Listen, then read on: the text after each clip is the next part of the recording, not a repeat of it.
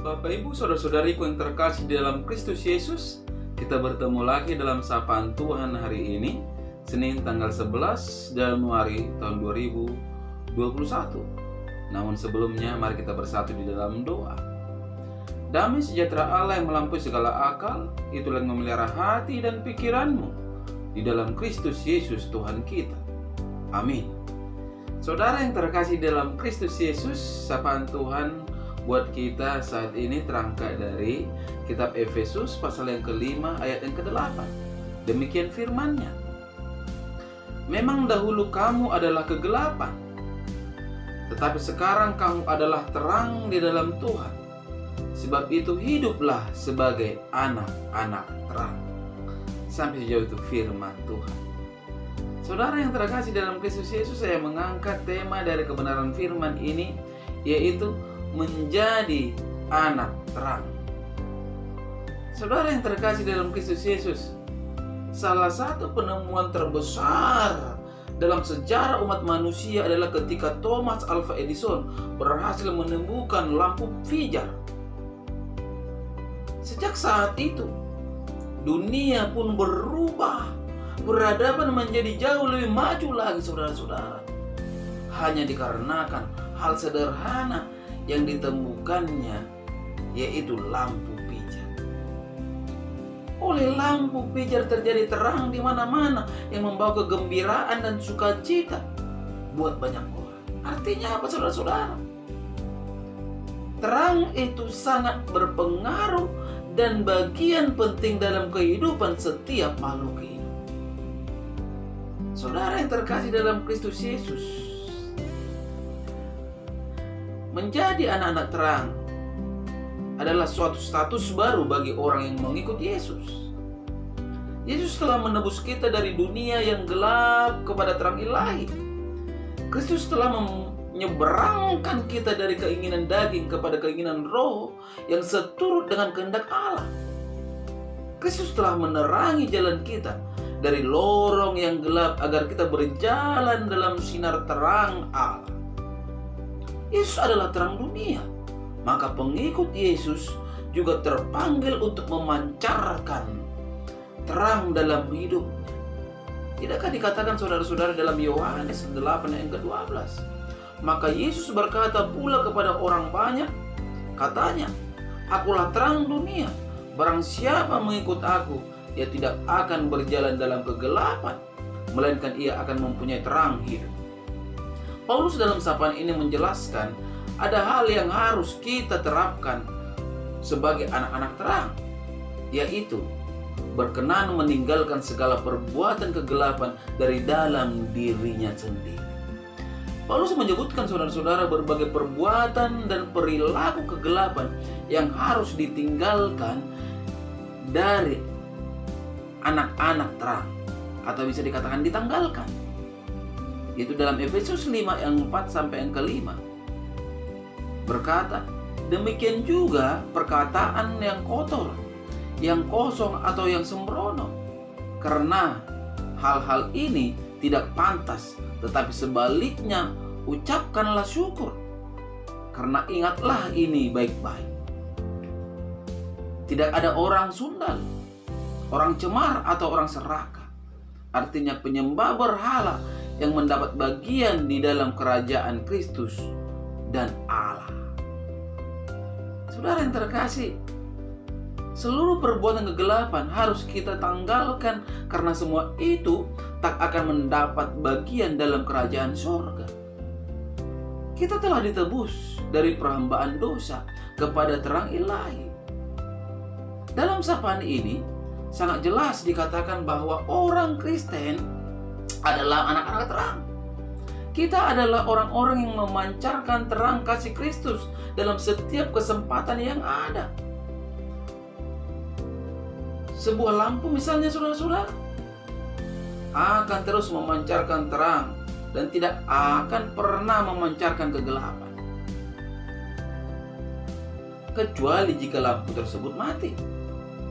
Oleh karena itu, saudara-saudara, anak-anak terang seharusnya memiliki buah-buah yang terang juga, yaitu kebaikan, keadilan, kebenaran. dan segala hal lain yang berkenan di hadapan Tuhan. Sama seperti kita mengenal pohon dari buahnya.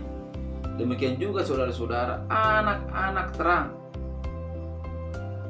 anak-anak Tuhan dikenal melalui buah-buah perbuatannya yang mencerminkan terang itu sendiri. Terang itu berbuahkan kebaikan, keadilan, dan kebenaran. Kebaikan adalah segala bentuk yang berguna dan bermanfaat bagi orang lain, bagi setiap orang. Anak-anak terang harus produktif menghasilkan kebaikan kepada siapapun. Yang kedua, keadilan. Keadilan itu berkaitan dengan hak orang lain, hak setiap orang. Hidup adil berarti diperlakukan sama dan memiliki hak-haknya dalam hidup. Maka dalam menghasilkan keadilan ini, orang percaya didorong untuk bersikap jujur dan benar tanpa melanggar hak-hak orang lain. Hidup yang adil adalah di mana setiap orang memiliki hak-haknya.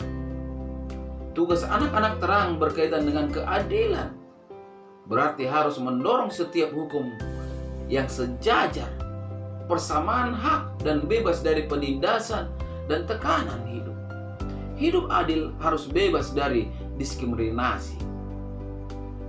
Saudara yang terkasih, dan ketiga, kebenaran.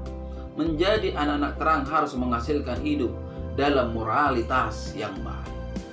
Saudara yang terkasih dalam Kristus Yesus, kita yang sudah dipanggil dari kegelapan bukan berarti kita tidak boleh bergaul dengan orang lain yang berada dalam kegelapan, melainkan justru kita harus bersinar di dalam kegelapan.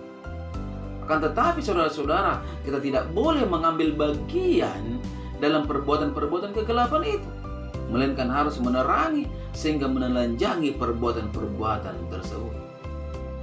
Kewajiban kita sebagai terang adalah harus menelanjangi perbuatan-perbuatan dosa dan menunjukkan kebenaran sehingga orang lain tahu bahwa apa yang mereka lakukan adalah salah. Jika kita sampai kembali jatuh ke dalam dosa, bagaimana mungkin orang yang hidup dalam dosa bisa tahu akan terang itu?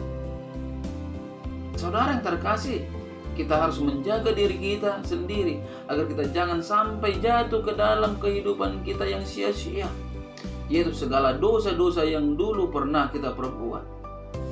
Tidak ada cara lain untuk dapat bertahan di dalam terang, di dalam kebenaran, kebaikan, dan keadilan, yaitu kecuali meminta pertolongan kepada terang yang sejati, yaitu Tuhan itu sendiri, yaitu Kristus Yesus.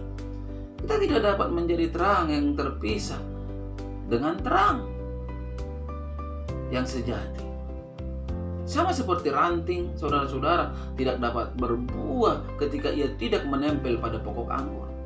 Demikian pula kita membutuhkan Tuhan Yesus yang memampukan kita untuk dapat menyinari dunia ini, dan agar kita juga dimampukan untuk tidak jatuh kembali ke dalam kegelapan. Melalui sapaan ini kita diajak, mari untuk selalu hidup di dalam terang Kristus Yesus. Amin. Kita berdoa.